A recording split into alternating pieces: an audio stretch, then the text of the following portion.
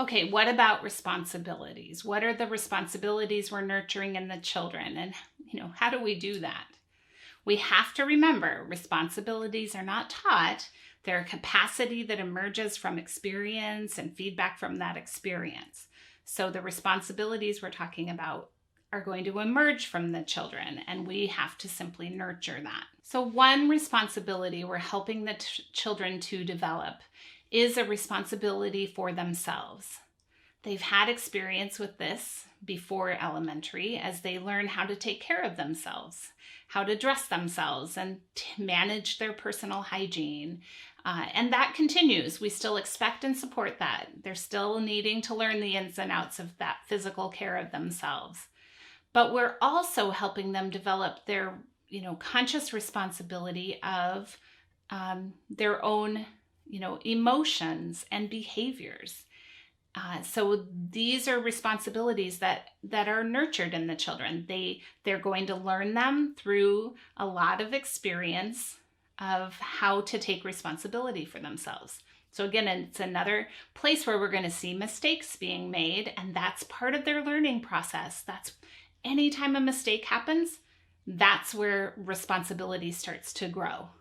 So we have to remember that this is an important part of the development of the responsibility for themselves. We are also nurturing and supporting in the children a responsibility for the environment, the classroom, and the school. So they're learning their role and how to care for the cleanliness and beauty of their environment. And while they've been doing this in their children's house experience as well, we're really bringing this responsibility to their consciousness, that they own this and that they need to take it seriously. So this is something else that is practiced and honed in the elementary, this responsibility for the classroom environment. And the other responsibility that we really nurture in elementary children through all we do in a Montessori environment is the responsibility to broader society. As they're exposed to all of cosmic education, they're getting, hearing about everything's cosmic task and how it relates to the harmony of the universe and the harmony of nature.